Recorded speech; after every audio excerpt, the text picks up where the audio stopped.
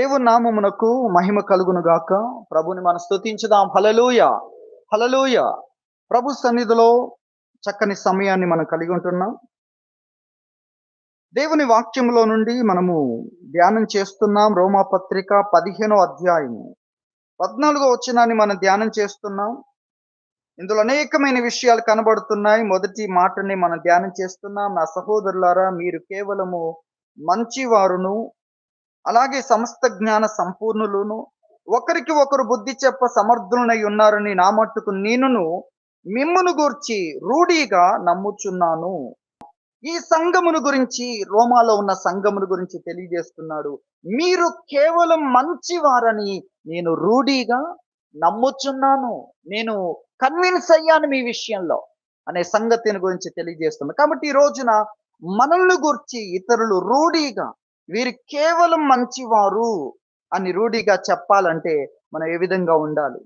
ఈ రోజున నమ్ముచున్న వారిని నమ్ముచున్న వారిని వారు నమ్ముచున్నట్లుగా లేని పరిస్థితులు. తల్లిదండ్రులు పిల్లలు నమ్ముతూ ఉన్నారు, వారికి స్వేచ్ఛనిస్తున్నారు, వారికి ధనమునిస్తున్నారు, వారికి ఎంతో స్వేచ్ఛను, స్వతంత్రతను కలుగజేస్తున్నారు. అయితే తల్లిదండ్రులు ఏదైతే నమ్ముతూ ఉన్నారో వారి ఎడల, వారు చదువుకోవడానికి వెళ్ళారు, వారు ఫలాని పని మీద వెళ్ళారు, దాని మీదనే వారి మనస్సు ఉంచుతారు, దాని కొరకే రాత్రింబగళ్ళు వారు కష్టపడతారు అని వారు నమ్ముతూ ఉంటే, పిల్లలైన వారు స్వేచ్ఛలో, స్వతంత్రతలో, అలాగే ధనము సమృద్ధిగా వారి చేతిలో ఉన్నప్పుడు, సమయము చేతిలో ఉన్నప్పుడు వారు ఏం చేస్తున్నారు అనే విషయాన్ని గురించి ఆలోచించినప్పుడు ఎంతో బాధాకరమైన పరిస్థితుల గురించి మనం చూస్తాం. అలాగే భార్య భర్తల విషయంలో భార్య నమ్ముతుంది భర్తను, అలాగే భర్త నమ్ముతూ ఉన్నాడు భార్యను. వారు ఎంతవరకు వారు నమ్మినట్లుగా వారు నమ్మినట్లుగా ఉండగలుగుతున్నారు అనేది మనం గుర్తించాలి. అలాగే యజమానులు, పైనున్నవారు మనం ఎక్కడైతే ఆ పని చేస్తూ ఉన్నామో, ఎక్కడైతే బాధ్యతలు నిర్వహిస్తూ ఉన్నామో, ఆ పైనున్న వారు నమ్ముతూ ఉన్నారు. నమ్ముతూ ఉండగా, స్వేచ్ఛనిస్తూ ఉండగా, ఎంతవరకు ఆ స్వేచ్ఛలో మనము పనిచేస్తున్న వారు, బాధ్యతలు నిర్వర్తిస్తున్న వారు పైనున్న యజమానులకు నమ్మకముగా ఉండగలుగుతున్నారు. ఇది మనం గమనించాలి. అనేకమైన ఆంక్షలు పెట్టవలసిన పరిస్థితులు, ఆంక్షలు ఈ రోజున అనేకమైన ఆంక్షలు మనం చూస్తున్నాం. సెల్ ఫోన్ వాడరాదు. ఎటువంటి ఉద్యోగంలో ఉన్నా ఆఫీసులో అడుగు పెట్టగానే ఏం చేస్తున్నారు? తీసేసుకుంటున్నారు. ఎంత పెద్ద ఉద్యోగమైనా కూడా అటువంటి పరిస్థితులు మనం చూస్తున్నాం. ఎందుకు?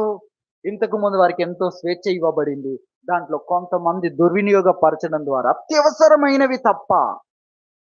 అత్యవసరమైనవి ఒక నిమిషంలో వింటారు, ఒక నిమిషంలో సలహా ఇస్తారు, ఒక నిమిషంలో తర్వాత నేను ఫలాని సమయంలో, లంచ్ సమయంలో నేను మాట్లాడతానంటారు.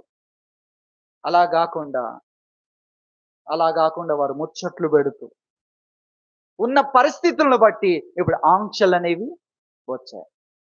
అందులో కొంతమంది యథార్థంగా ఉన్నా కూడా ఏం జరిగింది? అలాంటి వ్యక్తుల ద్వారా అందరికీ ఆంక్షలనేవి రావడం చూస్తున్నాం. కాబట్టి ఇక్కడ మనం గమనించాలి, మనం తెలుసుకోవాలి. మనం ఎంతవరకు నమ్మకముగా ఉండగలుగుతున్నాం, ఇతరులు నమ్మినట్లుగా మనం ఉండగలుగుతున్నాం అనేది మనము గుర్తించవలసిన వారమై ఉంటున్నాం. అది దేవుని వాక్యం మనకు తెలియజేస్తుంది. అపోస్తలుడైన పౌలు, నేను నమ్ముతున్నాను, రూఢిగా నమ్ముతున్నాను, మీ గురించి ఆ విధంగా నేను తెలుసుకున్నాను అని సాక్ష్యం చెప్తున్నాడు. ఈ రోజున మనల్ని నమ్మినప్పుడు మనం ఏ విధంగా ఉంటున్నాం? తల్లిదండ్రులు నమ్మినట్లుగా పిల్లలు ఉంటున్నారా? భార్య నమ్మినట్లుగా భర్త నమ్మినట్లుగా భార్య, అలాగే యజమానులు నమ్మినట్లుగా ఆ ఉద్యోగ బాధ్యతలు నిర్వర్తిస్తున్న వారు ఆ విధంగా ఉంటున్నారా అనే విషయాన్ని మనం గమనించాలి. దేవుని వాక్యములో మనం చూసినట్లయితే అనేకుల జీవితాల్లో ఈ నమ్మకత్వం అనే దాన్ని చాలా చులకన చేస్తున్నారు. నమ్మకత్వం. మరి దేవుడేమో నమ్మకస్తుల కొరకు మాత్రమే దేవుడు చూస్తున్నాడు. నమ్మకస్తులుగా ఉండాలి. నమ్మకస్తులుగా లేకపోతే ఆ టైం అంతటిని దేవుడు తొలగిస్తున్నాడు. ఒకటవుతే అంటే అందులో సంపాదించింది ఏమి లేదు, దేవుడు చూసేది ఏమి లేదు, నువ్వు సాధించేది ఏది లేదు. రెండవది, ఇంకా శిక్షించబడే పరిస్థితి కలుగుతుంది కొంతమందికి. కొంతమందికి ఏం కలుగుతుంది? శిక్షించబడే పరిస్థితి అనేది కలుగుతుంది అనేది మనము గ్రహించాలి. నమ్మకముగా లేనప్పుడు ఆ పునాదిని కోల్పోతున్నారు. ఆ నమ్మకం అనే దాని మీదనే ప్రమోషన్స్ ఆధారపడి ఉన్నాయి. నీ జీవితంలో నువ్వు సాధించలేనివి అనతి కాలములోనే నీ కోసం ఏర్పాటు చేయబడ్డాయి. ఎప్పుడు నమ్మకంగా ఉంటే. నమ్మకమైన వానికి దీవెనలు మెండుగా కలుగునని సామెతల గ్రంథంలో ఉంది. అంటే సమృద్ధి అయిన దీవెనలు అతని కొరకు ఏర్పాటు చేయబడ్డాయి. దేవుడు అవి ఇవ్వాలంటే వెనకాల ఉన్న జీవితాన్ని, గడిచిపోయిన జీవితంలో ఎంత నమ్మకముగా ఉన్నారు అనే దాన్ని బట్టే దేవుడు దీవించడం మొదలు పెడతారు. మిగతా వారికి మొదటి నుండి చివరి వరకు వెట్టి చాకిరి. మొదటి నుండి చివరి వరకు అదే ప్రయాస, అదే కష్టం అనుభవించాల్సిన పరిస్థితి ఏర్పడుతుంది. నమ్మకముగా ఉండడం ఎంత ప్రాముఖ్యం, అది పునాది, అది భవిష్యత్తును మార్చేస్తుంది, దీవెనల చేత నింపుతుంది అన్న విషయాన్ని మనం గుర్తించాలి. నమ్మకముగా లేకుండా చెయ్యాలని దుష్టుడు అనేకమైన ఆయుధాలను ఉపయోగిస్తూ ఉంటాడు. అవి ఏం అవి దారి తప్పినవే. నీవు దారి తప్పితే తమలో కలిపేసుకోవాలని చూస్తున్నావు. దురాత్మలు ఉన్నాయి. ఏంటవి?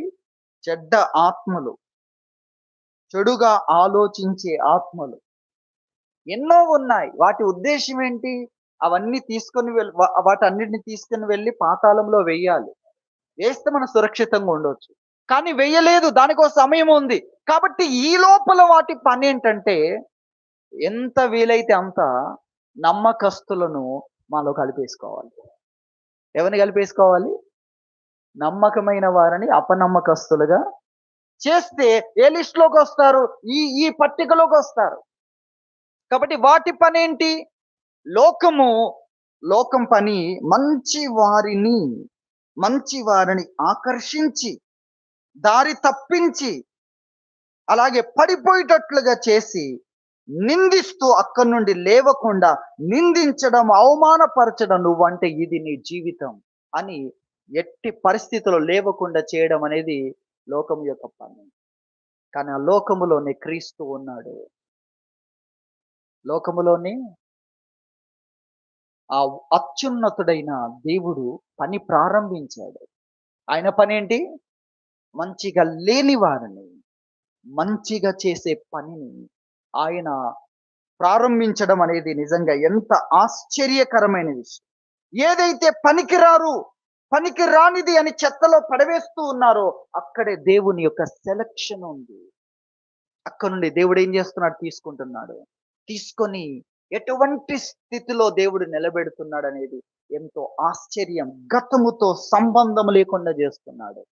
ఆయన ఎప్పుడైతే పిలిచాడో, ఆయన ఎప్పుడైతే ఎన్నిక చేసుకున్నాడో అప్పుడే ఉన్నతమైన ఆలోచనలు అక్కడి నుండి తొలగించి ఫలించలేని హీనమైన స్థితిలో నుండి, అలాగే చేదైన ద్రాక్షలు ఫలించే ఆ చెట్టు నుండి, ఆ వ్యవస్థ నుండి కత్తిరించి వేరు చేసి ఫలించగలిగిన చెట్టుకు అంటుకట్టుట ఆయన పని నిజముగా ఎంత శక్తివంతమైంది. లోకము యొక్క పని నిందించుట, అవమానపరుచుట. ఈరోజు లోకములో ఎక్కడ చూసినా అటువంటి వ్యవస్థ ఎంత పని చేస్తుందో, వారు చేసే దాని ద్వారా ఏం జరుగుతుంది, ఏం చేస్తున్నారు, దాన్ని కట్టడి చేయవలసిన వారు కూడా దాని యొక్క పట్టులో ఉన్నారు. అది చెప్పాలి. దాని యొక్క చేతిలో బందీలుగా ఉన్నారు. అవినీతి నిర్మూలన చేసేవారు కూడా వాటి యొక్క ఆ వ్యవస్థ యొక్క బందీలుగా మారడం చూస్తే ఇక మనం ఎంత వేగముగా పరిస్థితులు జరుగుతాయో మనం ఊహించవచ్చు. కానీ దేవుడు ఉన్నాడు. తన సువార్తను లోకమంతటికి ప్రకటింపగలిగిన దేవుడు ఉన్నాడు. ఆయన గురించి ప్రకటించే వారిని, పరిగెత్తి ప్రకటించే వారిని ఆయన పంపిస్తూ ఉన్నాడు. దేవుని ప్రేమను తెలియచేసేవారు. ఆయన నీ కోసం ఏం చేస్తున్నాడు? తన ప్రాణాన్ని నీ కొరకు పెట్టాడు, నీ కొరకు చూస్తున్నాడు. ఆయన నీ కొరకు సమస్తాన్ని ఏర్పాటు చేశాడు. అని లోకమునకు చెప్పగలిగిన వారిని, తన ప్రేమ చేత కొంతమందిని ఆకర్షించి పనికి రాని వారిని దేవుడు ప్రయోజనకరమైన వ్యక్తులుగా చేసి, ఇంతకు ముందు ఏదైతే ఆరాధన వర్తమానం మనం విన్నామో, అదిగో దేవుని పని. అదిగో దేవుని పని. కాబట్టి ఆయన తన పని కోసం అలాంటి వ్యక్తులను ఏర్పాటు చేసి, మనం మార్క్స్ వార్త 5వ అధ్యాయములో ఆ సేన అనే దయ్యములు పట్టిన వ్యక్తిని గురించి మనం చూస్తాం. అతడు అడుగుతున్నాడు, ప్రభువా నీ యొద్ద నన్ను ఉండనిమ్ము అని బ్రతిమలాడుకుంటే, లేదు, నీవు నీ సొంత ప్రజల దగ్గరికి వెళ్ళాలి, నిన్నెరిగిన వారి దగ్గరికి వెళ్ళాలి, నీ దుస్థితిని చూసిన వారందరి దగ్గరికి నువ్వు వెళ్ళాలి. నువ్వు చెప్పాలి, ప్రభువు నీ యందు కనికరపడి ఎటువంటి కార్యాలు చేశాడో, ఆయన ఏమి చెయ్యగలడో వారు కూడా తెలుసుకోవాలి. వారందరూ కూడా తమ జీవితాల్లో నన్ను ఆశ్రయించున్నట్లుగా నీవు సజీవ సాక్ష్యముగా నీవు వారికి ప్రకటించాలి అని అతన్ని పంపించినట్లుగా మనం చూస్తాం. అతడు వెళ్ళి ఆ యొక్క దెక్కపోలి అంతా 10 పట్టణములు కలిగిన ఆ యొక్క స్థలమంతా కూడా ప్రకటించడం, వారంతా ఆశ్చర్యపోవడం. ఎందుకంటే వారికి తెలుసు ఈ వ్యక్తి ఎవరు, వ్యక్తి ఎవరు, ఎటువంటి పరిస్థితిలో ఉన్నాడు. ఎంతమంది ప్రయత్నించినా కూడా ఆ ప్రదేశాన్ని భయంకరమైనదిగా మార్చినవాడు. కాబట్టి దేవుడు ఏమి చెయ్యగలడో అని తెలుసుకున్నప్పుడు వారందరూ కూడా తమ జీవితాల్లో ఆయన చేసే కార్యాలు, ఆయన కార్యాల కోసం ఆయన ఆశ్రయించినట్లుగా వాక్యంలో మనం చూస్తాం. నిజముగా దేవుడు ఎంత గొప్పగా కార్యములు జరిగించగలిగిన వాడు, అది లోకములో మనం చూస్తున్నాం. లోకము ఒకవైపు సాతాను యొక్క చేతుల ఆయుధములాగా పనిచేస్తూ ఉన్న పరిస్థితుల్లో దేవుడు లోకములో తన పనిని ప్రారంభించాడు అన్న విషయాన్ని మనం చూస్తున్నాం. లోకమంతటికి తన సువార్తను ప్రకటింపజేస్తున్నాడు. లోకమంతటికి తీర్పు ఎప్పుడో తీర్చబడింది, తీర్పు మారదు. అది మనము యోహాను సువార్త 3వ అధ్యాయంలో చూస్తాం. ఆ తీర్పు ఇదే, ఆ తీర్పును గురించి అక్కడ స్పష్టంగా వ్రాయబడింది. లోకమంతా చీకటితో నిండి ఉంది, నిజమైన వెలుగు లోకములోనికి వచ్చి ప్రతి మనుషుని ఏం చేస్తుంది? వెలిగిస్తుంది. అయితే చీకట్లోనే మేము ఉండాలి అనుకున్న వ్యక్తులు ఆ వెలుగును దగ్గర రాకుండా చీకట్లోనే ఉండిపోయారు. ఆ విషయము వాక్యములో మనం చూస్తే ఒకసారి మనం చదువుకుందాం. యోహాను సువార్త 3వ అధ్యాయము 3వ అధ్యాయములో మనం 16 నుండి కూడా చదువుకోవచ్చు. దేవుడు లోకమును ఎంతో ప్రేమించెను కాగా ఆయన తన అద్వితీయ కుమారునిగా పుట్టిన వాని యందు విశ్వాసం ఉంచు ప్రతివాడు నశింపక నిత్య జీవం పొందునట్లు ఆయన్ను అనుగ్రహించెను. లోకము తన కుమారుని ద్వారా రక్షణ పొందుటకే గాని లోకమునకు తీర్పు తీర్చుటకు దేవుడు ఆయన లోకములోనికి పంపలేదు. ఆయన యందు విశ్వాసం ఉంచువానికి తీర్పు తీర్చబడదు. విశ్వసింపని వాడు దేవుని అద్వితీయ కుమారుని నామమందు విశ్వాసం ఉంచలేదు గనుక వానికి ఇంతకు మునుపే తీర్పు తీర్చబడెను. ఆ తీర్పు ఇదే, వెలుగు లోకంలోనికి వచ్చెను గాని తమ క్రియలు చెడ్డవైనందున మనుషులు వెలుగును ప్రేమింపక చీకటినే ప్రేమించిరి. దుష్కార్యము చేయి ప్రతివాడు వెలుగును ద్వేషించును, తన క్రియలు దుష్క్రియలుగా కనబడుకుంటున్నట్లు వెలుగునొద్దకు రాడు. సత్యవర్తనుడైతే తన క్రియలు దేవుని మూలముగా చేయబడి ఉన్నవని, తన క్రియలు దేవుని మూలముగా సరిచేయబడుతూ ఉన్నవని ప్రత్యక్షపరచబడునట్లు వెలుగునొద్దకు వచ్చును అనేది మనం చూస్తున్నాం. లోకానికి ఎప్పుడో తీర్పు తీర్చబడింది, కానీ ఈ సత్యవర్తనుడు నా క్రియలు దేవుని చేత సరిచేయబడతాయి, నా చీకటి దేవుని చేత తొలగిపోతుంది, ఆరిపోయిన ఆ యొక్క దీపమును దేవుడు వెలిగించగలడు, ఆరిపోయినా కూడా వెలిగించగలడు అని దేవుని యొద్దకు రాగలిగిన వ్యక్తి కొరకు దేవుడు చూస్తున్నాడు. అది మనం గుర్తించాలి. బాగుపడగలిగిన వ్యక్తి, సరి చేసుకోగలిగిన వ్యక్తి, వెలుగు కావాలి అనే వ్యక్తుల కోసమే సమయం. మిగిలిన వారికి ఎప్పుడో తీర్పు ఉంది, మన ప్రకటన గ్రంథంలో చూస్తాం కదా. వారందరికీ ఆ తీర్పు మారదు, ఆ తీర్పు ఉంది. కానీ ఈ లోపల సమయం, ఎందుకంటే ఎవరైనా సత్యవర్తనుడు, సత్యమును అనుసరించాలి అనే కోరిక కలిగిన వాడు, ఆశ కలిగిన వాడు, సత్యము యొద్దకు వెళ్ళాలి, నా క్రియలను సరిచేసేవాడు వచ్చాడు. నన్ను బాగు చెయ్యగలిగిన వాడు వచ్చాడు. నేను కృంగిపోయి నశించాల్సిన అవసరం లేదు. నేను ఈ క్షయతలోనే మిగిలిపోవాల్సిన అవసరం లేదు. నిజమైన వెలుగు లోకంలోనికి వచ్చి ప్రతి మనిషిని వెలిగిస్తూ ఉంది గనక సత్యవర్తనుడు తన క్రియలు దేవుని మూలముగా చేయబడి ఉన్నాయి. దేవుడు నన్ను దర్శించే ఒక సమయాన్ని ఏర్పాటు చేశాడు. నన్ను బాగు చేసే ఒక సమయాన్ని ఏర్పాటు చేశాడు. నన్ను దర్శించుట కోసము ఆయన నన్ను దర్శించే సమయాన్ని ఏర్పాటు చేశాడని తెలుసుకొని ఇక నేను గుడ్డివాడుగా ఉండాల్సిన అవసరం లేదు. ఆయన పిలుపును విని ఇక నేను ఇదిగో ఈ దుప్పటి పరుచుకొని ఉండవలసిన అవసరం లేదు అని రాగలిగిన వ్యక్తి కోసం దేవుడు సమయాన్ని ఇస్తున్నాడు అనేది మనం గుర్తించాలి. కాబట్టి నిజముగా దేవుడు తన పనిని జరిగిస్తూ ఉన్నాడు.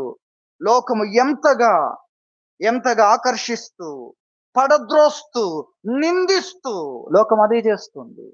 ఈ రోజున మనం చూస్తున్నాం. ఇలాంటి వ్యవస్థను, ఇలాంటి చెడిపోయిన వ్యవస్థను కట్టడి చేసేవారు లేకపోవడం మరింత విస్మయానికి గురి చేస్తున్న విషయం. కట్టడి చేసేవారు మనుషుల యొక్క మనస్సులను చెడగొడుతున్న వారిని కట్టడి చేసేవారు, దుర్భాషలాడే వారిని కట్టడి చేసేవారు. చూడండి, అటువంటి వ్యవస్థ లేకపోవడం ద్వారా, చెత్తను తొలగించే వ్యవస్థ లేకపోతే ఏమవుద్ది? చెత్త వేగముగా పెరుగుతుంది. తర్వాత చెత్త వేరు, మనుషులు వేరు కాదు. చెత్తలోనే మనుషులు ఉంటారు. ఎందుకు? ఈ కట్టడి చేసే వ్యవస్థ లేకపోవడం. కట్టడి చేసే వ్యవస్థ లేకపోతే ఏది పెరుగుతుంది? చూడండి, సత్యానికి వ్యతిరేకమైన వార్తలు ప్రచారం చేసే వారిని కట్టడి చేయకపోతే ఈ రోజున అబద్ధాలు ఎన్ని పెరిగిపోతున్నాయి.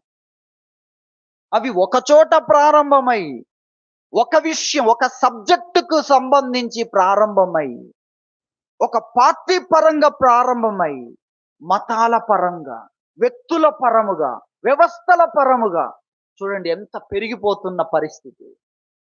అది మనం చూస్తున్నాం. ఇక నిజాన్నే నమ్మలేని పరిస్థితి. అటువంటి పరిస్థితికి గురవుతున్న సమాజాన్ని మనం చూస్తున్నాం. అయితే దేవుడు తన పనిని జరిగిస్తున్నాడు. అది ఎంత ఆశ్చర్యం! దేవుడు పిలుస్తున్నాడు. దేవుడు తన ప్రేమను గురించి తెలియజేస్తున్నాడు. ఆయన ఏం చెయ్యగలడో తెలియజేస్తూ మనుషులను తన యొద్దకు, సత్యము యొద్దకు ఆయన ఆకర్షిస్తున్నాడు. అలాగే అలాగే దేవుడు ఆయన చేసే కార్యాలను మనం చూసినప్పుడు ఆ పాపాత్మురాలు అనబడిన స్త్రీ ప్రభు యొద్దకు పరిగెత్తుకొని వచ్చింది. ప్రభు దగ్గర పశ్చాత్తాపడుతుంది. ఎందుకంటే ఆమెను ఆకర్షించిన వాడు ప్రభువు. ఆమెను బాగు చేయగలిగిన వాడు. ఆ గ్రుడ్డివాడు ఏ విధంగా ఆలోచించాడో ఈమె కూడా ఆలోచించింది. ప్రజలు నిందిస్తారు, అవమానపరుస్తారు. చివరికి అండగా నిలబడేవాడు ఎవడు ఉండడు. రాళ్ళు పట్టుకునేవాడే ఉంటాడు, కొట్టేవాడే ఉంటాడు, చంపేవాడే ఉంటాడు. కానీ యేసుక్రీస్తు అడ్డముగా నిలబడ్డాడు. ఆమె విన్నది. ఆమె విన్నది. ఎలా రక్షించబడ్డావు? అందరూ నీకు వ్యతిరేకంగా ఉన్నా ఎలా రక్షించబడ్డావు? యేసుక్రీస్తు నిలబడ్డాడు. కాబట్టి ఆయన ఒక్కడే నా జీవితాన్ని మార్చగలిగిన వాడు. ఆయన ఒక్కడే నా పశ్చాత్తాపాన్ని గుర్తించగలిగిన వాడు. ఆయన ఒక్కడు కరుణిస్తే చాలు. ఎటువంటి ఆ విషయం మనం చూస్తున్నాం. ఆమె తెలుసుకుంది, ప్రభు దగ్గరకు వచ్చింది, పశ్చాత్తాపడింది. ప్రభు చెప్పాడు, నీ విశ్వాసం నిన్ను రక్షించింది. ఇక నువ్వు ఎవరి దగ్గరికి వెళ్ళి దండం పెట్టాల్సిన అవసరం లేదు. ఏం చెప్పాడు ప్రభు? సమాధానముతో వెళ్ళు అని చెప్పాడు. ఎటువంటి ఆశ్చర్యకరమైన విషయం! ప్రభువు సమాజములో పాడైపోయిన పరిస్థితిలో ఉన్న ప్రతి వ్యక్తిని బాగు చేయడానికి ఆయన ఈ లోకంలోనికి వచ్చి తన పనిని ప్రారంభించాడు. అలాగే ఆ యొక్క మంచిని ఆయన గుర్తిస్తున్నాడు. ఏ వ్యక్తి దేని కొరకు ప్రయాసపడుతున్నాడు. మనల్ని బాగు చేసిన వాడు ఆయనే. అలాగే మన జీవితంలో మన కష్టాన్ని గుర్తిస్తున్నది ఎవరు? దేవుడు. గుర్తించేవాడు ఆయనే. దానిని బట్టి మెచ్చుకునేవాడు, దానికి సంబంధించిన అద్భుతమైన జీవితాన్ని ఇవ్వగలిగిన వాడు ఆయన. ఆయన మన కొరకు పని చేస్తున్నాడు. అద్భుతమైన జీవితాన్ని, నేనిచ్చే జీవితం, సుఖముతో క్షేమముతో నిండిన జీవితాన్ని నేను ఏర్పాటు చేస్తున్నాను. ఆ నీడ వంటి దానిలో అక్కడ నీకు విశ్రాంతి లేదు, పని ఉంది. విశ్రాంతితో అనుభవించగలిగిన జీవితాన్ని నేను ఏర్పాటు చేస్తున్నానని ప్రభువు తెలియజేస్తున్నాడు. మన విశ్వాసములో అది ఉంది. మన విశ్వాసములో అది ఉంది. మన జ్ఞానము అది అర్థం కాకపోయినా, మనుషులకు అర్థం కాకపోయినా, దేవుడు ఆయన కొరకు నేను చేసే ప్రతి పనిని ఆయన ఏం చేస్తున్నాడు? ఆయన చూస్తున్నాడు, గుర్తిస్తున్నాడు.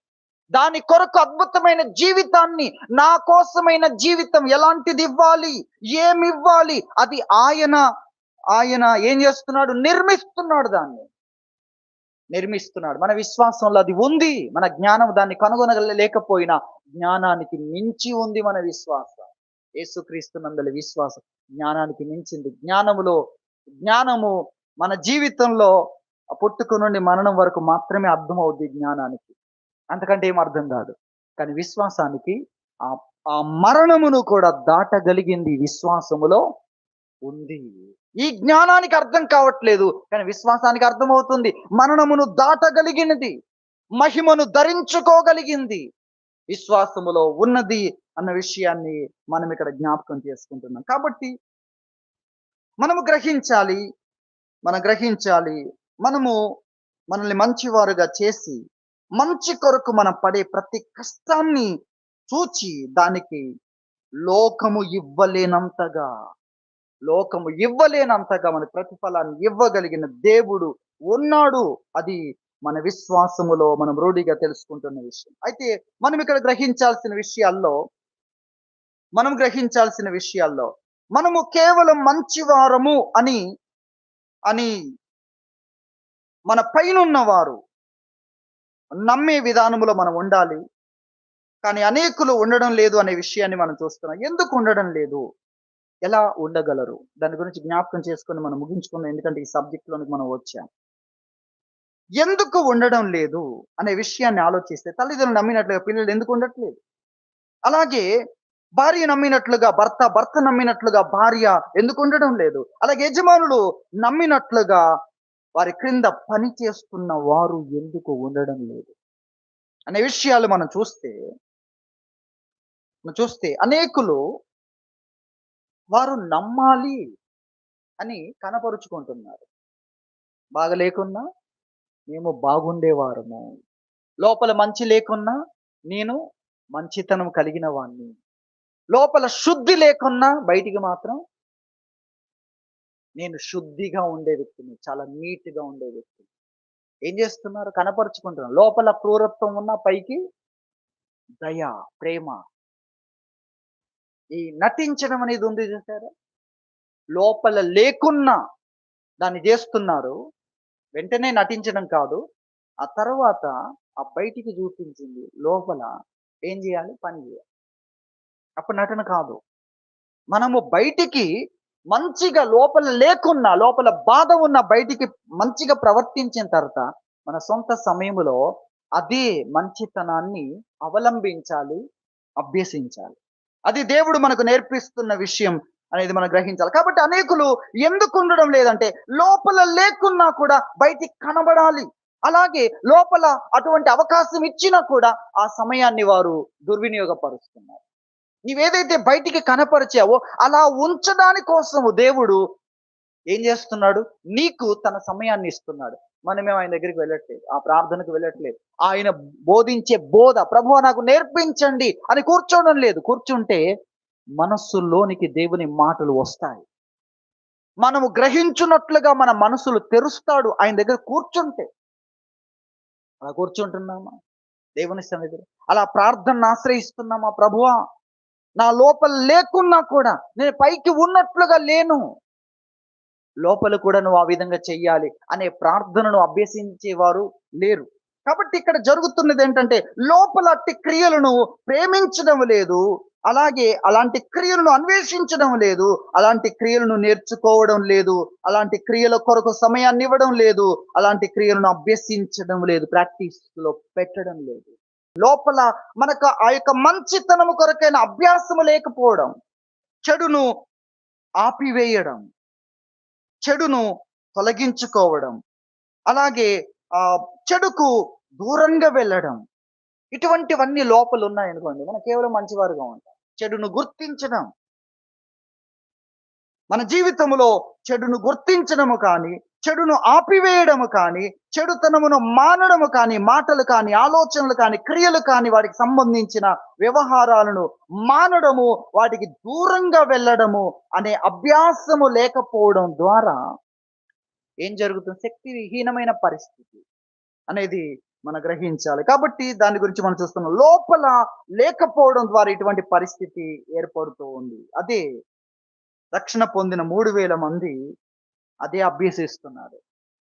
అపోస్తలులు ఏం చెప్తున్నారో అది అభ్యసిస్తున్నారు. వారు ఏం చెప్తున్నారో దాన్ని చేస్తున్నారు. చేసేవారితో ఉంటున్నారు గనక వారికే సమస్య కాలేదు. ఈ అననీయ సప్పిరాలకే ఆ సమస్య ఏర్పడింది. ఎందుకంటే అవకాశం ఇచ్చినప్పుడు వారు దాన్ని అభ్యసించలేదు. లోపల దేవుడు సమయం ఇచ్చినప్పుడు ఆ క్రియలు నేర్చుకోలేదు, అభ్యాసం చేయలేదు, దానికి సమయాన్ని ఇవ్వలేదు, దేవుని సన్నిధిలో కూర్చోలేదు. వారు నేర్చుకోలేదు గనక ఈ రోజున చెయ్యాలంటే వారి వలన కావడం లేదు. వారు వేషధారులుగా మిగిలిపోయారు. దేవుని మోసం చేసే స్థితికి వచ్చి వారు శిక్షించబడ్డారు అన్న విషయాన్ని మనం చూస్తున్నాం. కాబట్టి లోపల లేకున్నా కనబడాలి అనే పరిస్థితి, దానికి దేవుడు నేను సహాయం చేస్తాను. నువ్వు ఏదైతే బయటికి మంచిగా ఉండాలి, ఏదైతే బయటికి మంచితనాన్ని చూపించాలనుకుంటావు అది లోపల ఉండేటట్లుగా నేను చేస్తాను. నా దగ్గర కనబడు.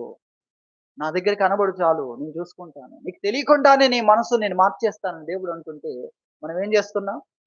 ఆయనకు సమయాన్ని ఇవ్వట్లేదు. ఆయన సన్నిధిలో కూర్చోవట్లేదు. ఆయన చెయ్యగలడు అన్న విషయాన్ని నమ్మట్లేదా? ఆలోచించండి. నువ్వు మౌనంగా ఉంటే ఆయన చేయగలడు. నువ్వు ఆయనకి సమయాన్ని ఇస్తే ఆయన చేయగలడు. నీ మనస్సు నీకు తెలియకుండా ఆయన ఏం చేయగలడు? నూతన పరచగలడు. అలాగే మనలో ఉన్న మంచి లేనిదేదైనా ఉంటే దాన్ని తొలగించి మంచిని స్థాపించగలడు. రాతి గుండెను తొలగించి మాంసపు గుండెను అనుగ్రహిస్తానని చెప్పాడు. అలాగే మరొక శక్తివంతమైన మాట చెప్పాడు. ఏంటది? నా కట్టడలు అనుసరించువారుగా, నా విధులు గైకొనువారుగా నేను మిమ్మల్ని చేస్తాను. నా కట్టడలు వ్యతిరేకించే వ్యక్తిగా ఉన్న నిన్ను నా కట్టడలు అనుసరించే వ్యక్తిగా నేను చేస్తాను. అది నేను చేయగలను. కాబట్టి దేవునికి సమయమును ఇవ్వడం, దేవుని సన్నిధిలో కూర్చోవడం, అటువంటి అభ్యాసం కలిగి ఉండడం, చెడుతనమును గుర్తించడం, చెడును ఆపివేయడం, చెడును మానడం, చెడుకు దూరముగా వెళ్ళడం అనే అభ్యాసం ఉన్నప్పుడు మనము లోపల కూడా మంచివారుగా మనం ఉండగలం అనే విషయాన్ని మొదటిగా మనం జ్ఞాపకం చేసుకుంటున్నాం. రెండవది శోధనల ద్వారా జయించలేని బలహీనత. రెండో విషయాన్ని, మొదటిది అభ్యాసం లేకపోవడం. లోపల అభ్యాసం కావాలి. లోపల ఏం అభ్యాసం కావాలి? మంచి కొరకైన అభ్యాసం, చెడును గుర్తించగలిగిన అభ్యాసం, చెడుకు దూరంగా ఉండగలిగిన అభ్యాసం అనేది కావాలి అన్న విషయాన్ని మనం చూస్తున్నాం. ఆ అభ్యాసం లేకుండా చెయ్యాలనుకున్న వారందరూ కూడా వేషధారణతో మిగిలిపోయారు. అదే సమయంలో దేవునికి అవకాశాన్ని ఇస్తే ఆయన చేయగలడు అనేది మొదటిగా మనం నేర్చుకుంటున్నాం. రెండవదిగా శోధనల ద్వారా జయించలేని బలహీనత. శోధనలో ఓడిపోయే పరిస్థితి. శోధనలో ఓడిపోయే పరిస్థితి. దాని కొరకు దేవుడు అనేకమైన విషయాలు ఏర్పాటు చేశాడు. శోధనలో మనకు సహాయం చేయగలిగిన, మన పాట పాడుకున్నాం, శోధనలో సొంత రక్షకుడయ్యావు. ఆయన మనకున్నాడు. శోధింపబడు వారందరికీ ఆయన ఎవరు? సహాయం చేయువాడు. ఎటువంటి అద్భుతమైన విషయం ఉంది. శోధించబడే వారికందరికీ ఆయన ఎవరంటే, నేను మీకు విజయాన్ని ఇచ్చేవాడిని, నేను మీకు సహాయం చేసేవాడిని, నేను మీ పట్ల జాలి పడేవాడిని, నేను మీకు విజయాన్ని ఇచ్చేవాడిని అని ఆయన తెలియచేసుకుంటున్నాడు. శోధనలో ఉన్న వారందరికీ కూడా ఆయన సహాయం చేసేవాడు. కాబట్టి ఆయన అనేకమైన కార్యక్రమాలు ఏర్పాటు చేశాడు. అనేకమైన కార్యక్రమం, వాక్యం చదువుతూ ఉన్నప్పుడు ఏం జరుగుతుందనేది ఆశ్చర్యం. మీరు 119వ కీర్తన చదివితే నిదానంగా చదివితే మనకు అప్పుడు అర్థమవుతుంది. మొదట చదవడం ఉంది, తర్వాత ఏముంది? ధ్యానించుట, కనుగొనుట. ఎప్పుడైతే కనుగొంటామో అప్పుడు పని చేస్తూ ఉంటుంది. వాక్యముతో మన సంబంధం ఎలా ఉండాలి? దేవుని మాటలు, ఈ దేవుని మాటలు కేవలం సంతోషాన్ని కలిగించేవే కాదు, మన హృదయాన్ని మార్చేవి. మన హృదయంలో ఉన్న చెడుతనాన్ని ఏం చేస్తాయి? బయటికి పంపిస్తాయి. ఉదక స్నానం అన్నాడు కదా! వాక్యముతో ఏం చేయాలి? ఉదక స్నానం చేయాలి. నీళ్లు పోసుకొని వెళ్ళిపోవడం కాదు. మీకు అర్థమైంది కదా! మురికిని వదలగొట్టడమే ఏంటది? స్నానం. అర్థమవుతుందా? స్నానం అంటే తెలియని చిన్న పిల్లలు ఏం చేస్తారు? నీళ్లు పోసుకొని అయిపోయింది. అది ఆ పరిస్థితిలో ఉన్నాం మనమందరం గూడా. వాక్యం దగ్గరికొచ్చి ఏం చేస్తున్నాం? చదివేశాను, చదివి పారేశాను. చదివేశాను అయిపోయింది. అది నీలో పని చేయాలి. అది నీకు శక్తినివ్వాలి. అది నీలో కవచముగా నిన్ను కాపాడగలిగిందిగా నిలబడాలి. అంతగా వాక్యముతో మన సంబంధం.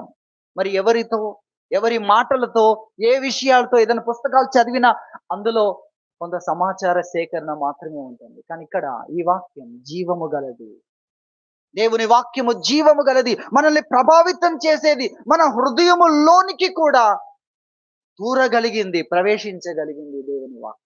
హృదయములో ఉన్న ఆలోచనలను కూడా సరిచెయ్యగలిగింది దేవుని వాక్యం. ఈ వాక్యానికి ఎంత శక్తి ఉందో మీరు ఆలోచించండి. వాక్యానికి ఎంత శక్తి ఉంది.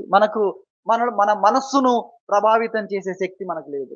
మన మనస్సులో ఉన్న విషయాల్లో కొన్ని తొలగించి కొన్నింటి పెట్టడం మన మనస్సు మన చేతుల్లో లేదు. కానీ వాక్యానికి ఉన్న శక్తి అనేది మనము గుర్తించాలి. వాక్యముతో ఉదక స్నానం మురికినంతటిని బయటికి పంపించగలిగిన విధానములో మన మనస్సులో ఉన్న మురికినంతటిని బయటికి పంపించగలిగింది దేవుని వాక్యం. ఇక్కడ దైవ భక్తి అభ్యాసము కార్యక్రమాలు, వాక్యం చదవడం కానీ, వాక్యాన్ని ధ్యానించడం కానీ, దేవునితో మాట్లాడడం, దేవుని సహాయాన్ని అడగడము కానీ, దేవునితో మన నివేదిక అంతటిని చెప్పుకోవడం. దేవుడు ఎవరో గుర్తు చేసుకుంటే చాలు, ప్రార్థన ఆటోమేటిక్గా వస్తుంది. అర్థమవుతుంది. డాక్టర్ దగ్గరికి వెళ్ళగానే ఏం జరుగుతుంది? రోగం అంతా మళ్ళీ వెళ్ళిన తర్వాత వస్తుందేమో, ఇప్పుడే అన్ని చెప్దాం. మిగతా వాళ్ళు కూడా మళ్ళీ ఇంటికి వెళ్ళిన తర్వాత అట్లా అవుతుంది ఇట్లా అవుతుంది కాదు, మొత్తం ఇప్పుడే చెప్పు. మరి దేవుడు ఆ విధంగా చెప్పాడు. ఆ విధంగా చెప్పాడు ఆయన. ఆయన మన పక్షమున ఎంతగా కార్యములు చేయగలిగిన వాడో తెలుసుకున్నప్పుడు మన ప్రార్థన అద్భుతంగా ఉంటుంది. మన ప్రార్థన అద్భుతంగా ఉంటుంది అన్న విషయాన్ని మనము గ్రహించాలి. ప్రార్థన ఎంత అద్భుతమైందంటే ఒక వస్తువు అక్కడ ఉన్నట్లయితే ఎలా మారుతుందో మీరు లోకంలో చూస్తున్నారు కదా.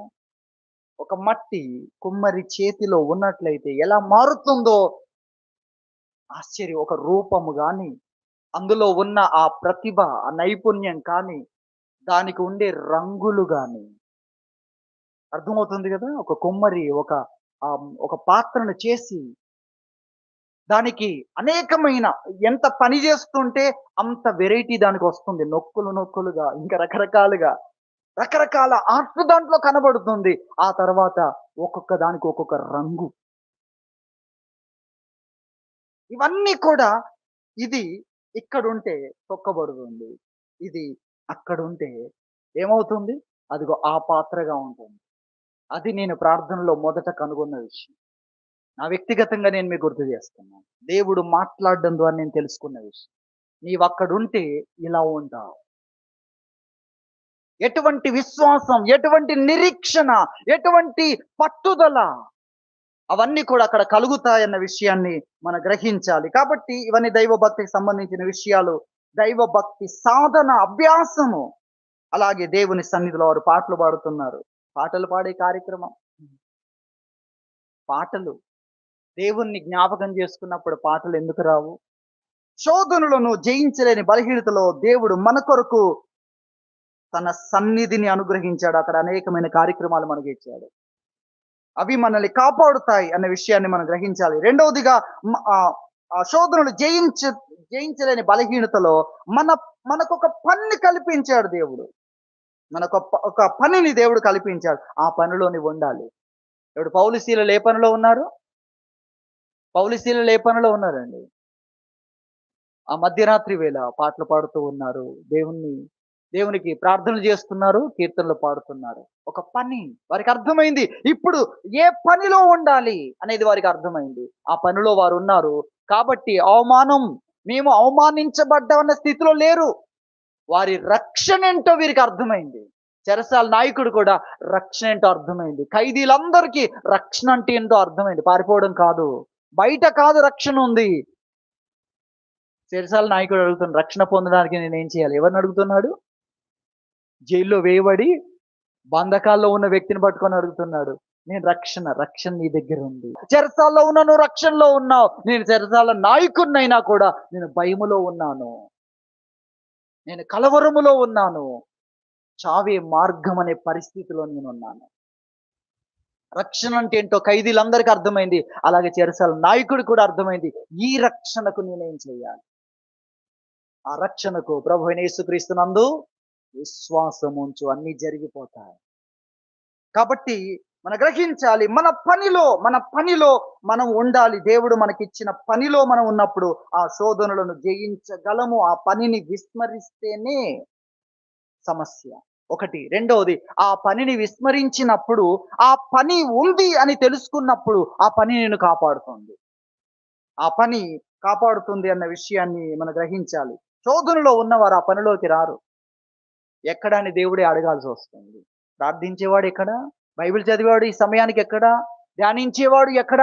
నా తలంపుల్లో ఉన్న జ్ఞాపకం చేసుకునేవాడు ఎక్కడ అంటే ఎక్కడో దూరాన్ని ఉంటాం. ఏమో ఆలోచిస్తూ ఉంటాం. దేవుని గురించి ఆలోచించవలసిన వ్యక్తులు ఎక్కడున్నారు? ఆదాము నీవు ఎక్కడా? దావీదుని కూడా అడగాల్సి వచ్చింది, ఎక్కడున్నావు? ఎందుకంటే దేవుణ్ణి ఆశ్రయించే సమయానికి రాలేదు. దేవుని స్తుతించే సమయానికి రాలేదు. ఆ రోజు తన పని ఉంది, ఆ పనిని మానేసి వేరే పనిలో ఉన్నాడు, వేరే ఎంక్వైరీలో ఉన్నాడు, వేరే ఆలోచనలో ఉన్నాడు. సరే, తాను దేవుని గురించి ఆలోచించాల్సిన సమయం వచ్చినప్పుడు కూడా అక్కడికి రాలేదు, కాపాడగలిగిన స్థలానికి రాలేదు. అది మనం చూస్తాం. శోధనలోను జయించలేని బలహీనత. దేవుడు మనకి ఇచ్చిన పనిలో ఉండాలి అనే విషయాన్ని దేవుని వాక్యము మనకు తెలియజేస్తుంది. అలాగే దేవుడు మనకు ఆశ్రయముగా అనుగ్రహించిన ఆశ్రయాలను మనం ఆశ్రయించాలి. అందులో ప్రార్థన వాక్యముతో పాటుగా ఆత్మీయులు ఉన్నారు, ప్రార్థన పరులు, పవిత్ర హృదయులై ప్రభువునకు ప్రార్థన చేయువారితో కలిసి నువ్వు ప్రార్థించాలి. నీకు ప్రార్థనలో సహాయం చేసేవారు ఉన్నారు. వారు ఉన్నా కూడా లేని అన్యజనుల వలె ఉంటే ఎలా? నీతో కలిసి ప్రార్థించేవారు ఉన్నారు, నీ యొద్దకు వచ్చి ప్రార్థించేవారు ఉన్నారు, లేక వారి యొద్దకు వెళ్ళి నువ్వు ప్రార్థనలో ఉండవచ్చు. నీ సమయాన్ని ప్రార్థన సమయముగా మార్చుకోవడానికి దేవుడు నీకు అవకాశాన్ని ఇచ్చాడు. అటువంటి అవకాశాన్ని వినియోగించుకోని వారు శోధనలో పడిపోయే ఆ ప్రమాదం ఉంది, నమ్మకత్వాన్ని కోల్పోయే ప్రమాదం ఉంది అన్న విషయాన్ని మనం గ్రహించాలి. కాబట్టి అలాగే మన కొరకైన వాటిని దేవుడు అనుగ్రహించాడు. మన సంతోషముల కొరకైన విషయాలు ఉన్నాయి. దేవుడు మన కొరకు పెట్టిన ఆరోగ్యకరమైన సంగతులు ఉన్నాయి. వాటిని ఆశ్రయించాలి. మన కొరకు దేవుడు అనుగ్రహించిన ఆరోగ్యకరమైన విషయాలు ఉన్నాయన్న సంగతిని కూడా మనం గుర్తించాలి. ఈరోజు ఎన్నో విషయాలు ఉన్నాయి. ఏ వాక్యం కావాలంటే ఆ వాక్యం వినవచ్చు. ఎటువంటి అద్భుతమైన విషయం! అంతకుముందు ఉందా ఇది? ఏ పాట కావాలంటే ఆ పాట, ఏ వ్యక్తిని వచ్చి పాడమంటే ఆ వ్యక్తి వచ్చి పాడగలడు ఇప్పుడు కదా. ఎటువంటి అద్భుతమైన వీడియో సాంగ్! ఎవరంటే వారు, ఎవరి పాట వాళ్ళే వచ్చి పాడగలిగినంత అద్భుతమైన దేవుని సన్నిధి. ఎటువంటి సంతోషాలు మనకున్నాయి, ఎన్నో ఉన్నాయి. వాటిని ఆశ్రయించాలి. మనం అవ్వమ్మ శోధనలో పడ్డ విషయాన్ని గురించి ఒకసారి జ్ఞాపకం చేసుకున్నట్లయితే, దేవుడు ఆమె కొరకు ఏం ఏర్పాటు చేశాడు? 3వ అధ్యాయం 6వ వచనంలో ఆమె అనుకుంటుంది, ఆ స్త్రీ వృక్షము, ఆ వృక్షం ఆహారమునకు మంచిది, కన్నులకు అందమైనది. ఏమో స్టోరీ కనబడుతుంది కదా. మీరు 2వ అధ్యాయం చూడండి, 2:9. 2వ అధ్యాయం 9వ వచనంలో, మరియు దేవుడైన యెహోవా చూపునకు రమ్యమైనది, ఆహారమునకు మంచిదియునైన ప్రతి వృక్షం అదే. మీకు అర్థం కాలేదా? మళ్ళీ చూడండి 9వ వచనం. మరియు దేవుడైన యెహోవా చూపునకు రమ్యమైనదియు ఆహారమునకు మంచిదియునైన ప్రతి వృక్షమును చేశాడు. అంటే ప్రతి వృక్షము చూపునకు రమ్యమైనది, ఆహారానికి మంచిది. ప్రతి వృక్షం. మరి దీన్ని ఏంటి? ఇదే చూపుకు రమ్యమైనది, ఇదే ఆహారానికి మంచిది. ప్రతి చెట్టు అలాగే దేవుడు చేశాడు. ఇంకా ఆ తోట మధ్యలో జీవవృక్షం అనేది ఉంది. ప్రక్కన మంచి చెడ్డలది, దాని గురించి దేవుడు ఆజ్ఞ పెట్టాడు. అది తింటే నువ్వు చనిపోతావు అని చెప్పాడు. మంచి చెడు తెలిస్తే సరిపోతుందా? జీవించాలి కదా! బ్రతకాలి కదా! బ్రతకాలంటే నీకేం కావాలి? అందుకే దేవుడు చెప్పాడు మార్కు సువార్త 8:36లో, ఒకడు సర్వలోకమును సంపాదించుకొని తన ప్రాణం పోగొట్టుకుంటే వాడికేంటి లాభం? ఏం కావాలి? బ్రతికేది కావాలి, జీవించేది కావాలి. లోకమంతా తెలుసుకొని చనిపోతే, జ్ఞానం ఉంటే ఆ జ్ఞానం నేను బ్రతికిస్తుందా? జీవం కావాలి. మంచి చెడ్డలు తెలివినిచ్చేది కాదు, జీవమునిచ్చే జీవ వృక్ష ఫలము కావాలి. దాన్ని దేవుడు నీకు ఇస్తున్నాడు. కొన్ని విషయాలు తెలుసుకోగానే నీవు చనిపోయే పరిస్థితిని సాతాను ఏర్పాటు చేస్తాడు. అనగా నీవు ఆత్మలో చనిపోయేది, దేవునికి దూరం అయ్యేది, భక్తికి దూరం అయ్యేది, వ్యక్తిత్వానికి దూరం అయ్యేది. అటువంటి విషయాలు మనం గుర్తించాలి. కాబట్టి మనము గమనించాలి, దేవుడు మన కొరకు ఎటువంటి వాటిని ఏర్పాటు చేశాడో వాటిని ఆశ్రయించగలిగితే, దేవుడు వద్దనేది ఎందుకు? నా కొరకు దేవుడు ఏర్పాటు చేసినవి ఎన్నో ఉన్నాయి. ఆహారానికి మంచిది, చూపుకు మంచిది, అలాగే బ్రతకగలిగింది కూడా నాకు ఉంది. నేను జీవించేది ఉంది, నాకు జీవవృక్ష ఫలం. దేవుడు అనుగ్రహించిన వాటిని ఆశ్రయించగలిగినట్లయితే మనము ఇంకా ప్రకాశించగలుగుతామనేది రెండవదిగా మనం నేర్చుకుంటున్నాం. శోధనలను జయించలేని బలహీనత ద్వారా ఏమైపోతున్నారు? నమ్మినట్లుగా ఉండలేకపోతున్నారు. అటువంటి సమయంలో దైవ భక్తి కార్యక్రమాలు, దేవుని సన్నిధి, అలాగే మనకు సహాయం చేయగలిగిన ఆత్మీయులు మనకున్నారు. మన సంతోషాల కొరకు, జయము కోసం ఎన్నో విషయాలు దేవుడు మన కొరకు ఏర్పాటు చేశాడు. వాటిని మనం ఆశ్రయించాలనేది రెండవదిగా మనం జ్ఞాపకం చేసుకుంటున్నాం. చివరిగా మూడవదిగా మనం భద్రతలో ఉండాలి, సరిహద్దుల్లో మనం ఉండాలి అన్న విషయాన్ని మనం గుర్తించాలి. ఎందుకంటే మనల్ని అపనమ్మకస్తులుగా చేసేవి అనేకమైన ఉన్నాయి. అవి ఎలాగ అపనమ్మకాన్ని చూపినవే దురాత్మలు ఉన్నాయి. దేవుని యొద్ద నుండి అవిధేయత చూపించి పడిపోయినవి. అలాగే అవిధేయులు ఉన్నారు లోకములో. వారు కూడా నమ్మకముగా ఉండలేక అపనమ్మకస్తులైపోయి మారే అవకాశం ఇచ్చినా మారకుండా తృణీకరించి భ్రష్టులైపోయిన వ్యక్తులు ఉన్నారు. వారు ఎందుకున్నారు? వారి టార్గెట్ అంతా ఇప్పుడు మంచిగా ఉన్నవారు. దేవుని దృష్టి ఎవరి మీద ఉందో, దేవుడు ఎవరి వైపు చూస్తున్నాడో, దేవుని సంతోషం ఎవరి మీద ఉందో, దేవుని ఏర్పాటు ఎవరి మీద ఉందో వారిని తమ గుంపులో కలిపేసుకోవాలని. అందుకొరకు దేవుడు మనల్ని సురక్షితమైన స్థానంలో పెట్టాడు. మన కొరకు సరిహద్దులు ఏర్పాటు చేశాడు. ఎందుకు ఈ సరిహద్దులు? బయట అంత ప్రమాదాలు ఉన్నాయి, ఇక్కడ నువ్వు సురక్షితంగా ఉండొచ్చు. బయట ఊహించలేని ప్రమాదాలన్నీ ఉన్నాయి. అందుకు దేవుడు కొన్ని సరిహద్దులు పెట్టాడు. వీటి లోపల ఉంటే నువ్వు నిరీక్షణతో ఉండొచ్చు, నిశ్చయితతో ఉండొచ్చు. భవిష్యత్తును గురించి కూడా నీవు నిశ్చయితతో ఉండవచ్చు. అనగా అభివృద్ధిని గురించి నువ్వు నిశ్చయితతో ఉండవచ్చు అని దేవుడు కొన్ని సరిహద్దులు ఏర్పాటు చేశారు. తల్లిదండ్రులు కూడా, బాధ్యత కలిగిన వ్యక్తులు కూడా కొన్ని మంచి విషయాలు తెలియజేస్తారు. మంచి విషయాలు. అందుకు దేవుడు వాక్యంలో ఏం చెప్పాడో మనం ఒకసారి చూద్దాం. సామెతల గ్రంథంలో వాక్యాన్ని మనం చదువుకుందాం. సామెతల గ్రంథం 6వ అధ్యాయంలో 20 నుండి మనం చూస్తే, నా కుమారుడా, నీ తండ్రి ఆజ్ఞను గైకొనుము, నీ తల్లి ఉపదేశమును త్రోసివేయకుము. ఎంత చక్కగా దేవుడు తెలియజేస్తున్నాడు. నీ తండ్రి ఏం చెప్పాడు అది గుర్తు చేసుకో. నీ తల్లి ఏం చెప్పింది, ఎలా ఉండమని చెప్పింది, ఉపదేశం ఉంది, వారి ఆజ్ఞలు వారు కొన్ని చెప్పారు. అదిగో అవి మిమ్మల్ని కాపాడుతాయి. ఒకవేళ ప్రమాదంలో పడ్డారా, అదిగో అక్కడికి రండి, మీకు అక్కడ సహాయం దొరుకుతుంది అనేది ఇక్కడ చెప్తున్నాడు. ఇంకా మనం చూస్తే, వాటిని ఎల్లప్పుడూ నీ హృదయమునందు ధరించుకొను.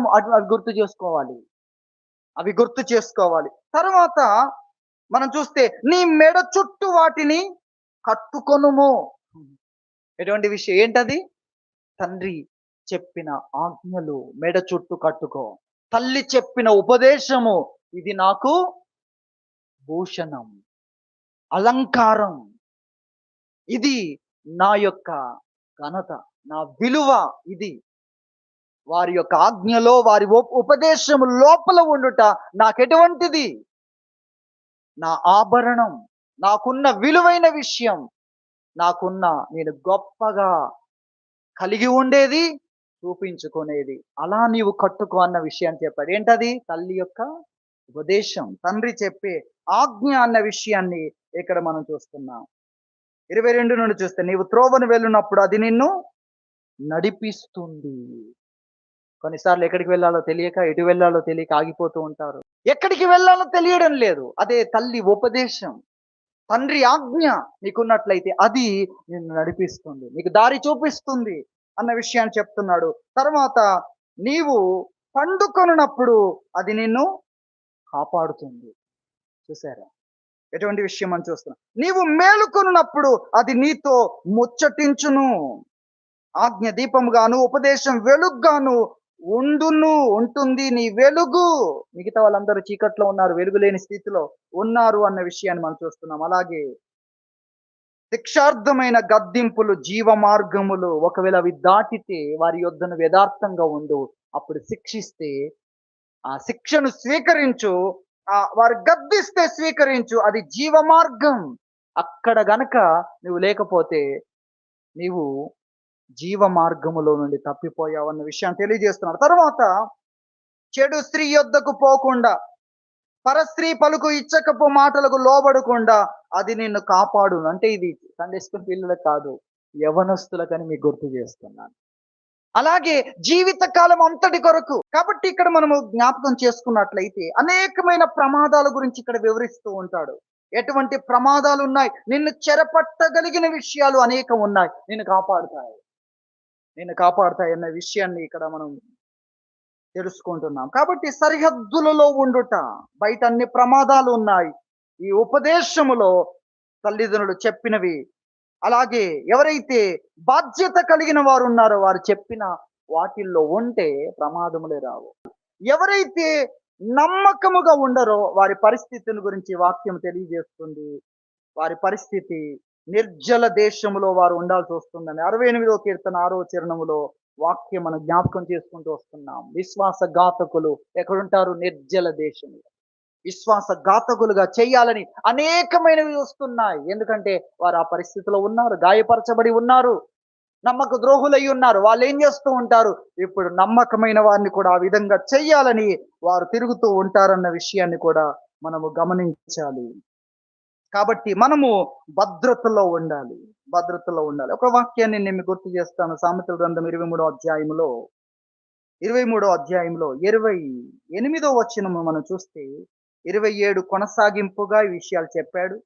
అందుకే 26 అద్భుతమైన మాట చెప్పాడు. నీ హృదయము నాకిమ్ము, నా మార్గాలు నీ కన్నులకింపుగా ఉండనిమ్ము. మన హృదయాన్ని దేవునికి ఇచ్చి దేవుని మార్గాలు మనకింపుగా ఉండనిచ్చినట్లయితే మనము ఎంత సురక్షితంగా ఉంటామో ప్రభు ఇక్కడ చెప్పాడు. ఈ అధ్యాయం అంతా కూడా అద్భుతమైన విషయాలు తెలియజేస్తుంది. ఎవరితో సహవాసం చేయాలి, ఎవరితో చేయకూడదనే విషయాలు తెలియజేస్తుంది. 20వ వచనంలో కూడా ద్రాక్షరసం త్రాగువారితో, మాంసము హెచ్చుగా తినువారితో, అలాగే త్రాగుబోతులు, తిండిబోతులు అనే విషయాలు చెప్తుంది. అలాగే ఇక్కడ కూడా మనం చదువుతున్న ఈ వాక్యములో కూడా 28వ వచనంలో దోచుకొనువాడు పొంచి ఉండునట్లు అది పొంచి ఉండును, పాపముల గురించి మాట్లాడుతున్నాడు. తర్వాత అది బహుమందిని విశ్వాసఘాతకులనుగా చెయ్యను. నమ్మకముగా లేకుండా చేసేవి ఎన్నో లోకములో ఉన్నాయి. మాటలలో కానీ, ప్రవర్తనలో కానీ, క్రియల్లో కానీ అటువంటివన్నీ సాతాను యొక్క ఆయుధాలు ఉన్నాయి. మన సురక్షితంగా దేవుడు చెప్పిన ఆజ్ఞ లోపల ఉన్నట్లయితే మనం ఎంతో సురక్షితంగా ఉండగలం. కాబట్టి మూడవదిగా భద్రతలో ఉండాలి. సరిహద్దుల లోపల మనం ఉన్నట్లయితే మనం నిశ్చింతగా ఉండవచ్చు అనే దాన్ని ప్రభువు మనకు తెలియజేస్తున్నాడు. కాబట్టి అనేకులు ఎందుకు నమ్మకంగా ఉండట్లేదు, నమ్మినట్లుగా ఎందుకు ఉండట్లేదు అంటే వారు పైకి కనిపిస్తున్నట్లుగా లోపల ఉండడానికి దేవుడు అవకాశం ఇచ్చినప్పుడు అవకాశాలను ఏం చేస్తున్నారు? నిర్లక్ష్యం చేస్తున్నారు. దేవుని దగ్గర కనబడట్లేదు, దేవుని వాక్యమును చదవట్లేదు, దేవుని సన్నిధిలో వారి పరిస్థితులు చెప్పుకునే ఆ ప్రార్థన, ఆశ్రయించే ప్రార్థనను వారు నిర్లక్ష్యం చేస్తున్నారు. గనుక వారు నమ్మకస్తులుగా ఉండట్లేదు. రెండవదిగా శోధనలో వారికి కలిగే శోధనలు. సాతానున్నాడు, శత్రువు ఉన్నాడు, పొంచి ఉండేవాడు ఉన్నాడు. ఎవరిని దేవుడు ఏర్పాటు చేసుకున్నాడో, ఎవరి మీద దేవుని దృష్టి ఉందో, ఎవరి వైపు దేవుడు చూస్తున్నాడో, అదిగో వారిని దెబ్బగొట్టాలని శత్రువు ఉన్నాడు. అయితే మనల్ని కాపాడడానికి కొరకు దేవుని సన్నిధి కార్యక్రమాలు ఉన్నాయి. దేవుడు మన కొరకైన బాధ్యతలను దేవుడు మనకు అనుగ్రహించాడు. అలాగే సురక్షితమైన అనేకమైన అనుకూలమైన విషయాలను దేవుడు అనుగ్రహించాడు. ఆత్మీయులైన వ్యక్తుల్ని కూడా మనకు అనుగ్రహించాడు అన్న విషయాన్ని మనము జ్ఞాపకం చేసుకుంటున్నాం. మూడవదిగా మనం భద్రతలో ఉండాలి, సరిహద్దులో ఉండాలి, ప్రమాదకరమైన పరిస్థితుల్లోనికి వెళ్ళకుండా మనం ఉండాలి అన్న విషయాన్ని ప్రభు తెలియజేస్తున్నాడు. ఆ విధంగా కేవలము మంచివారుగా, మన పైనున్న వారు మనల్ని నమ్మినట్లుగా జీవించడం, కేవలం మంచివారుగా మనం జీవించాలని ప్రభు తెలియజేస్తున్నాడు. దేవుడి వాక్యం దీవించును గాక. ప్రార్థన చేసుకుందాం.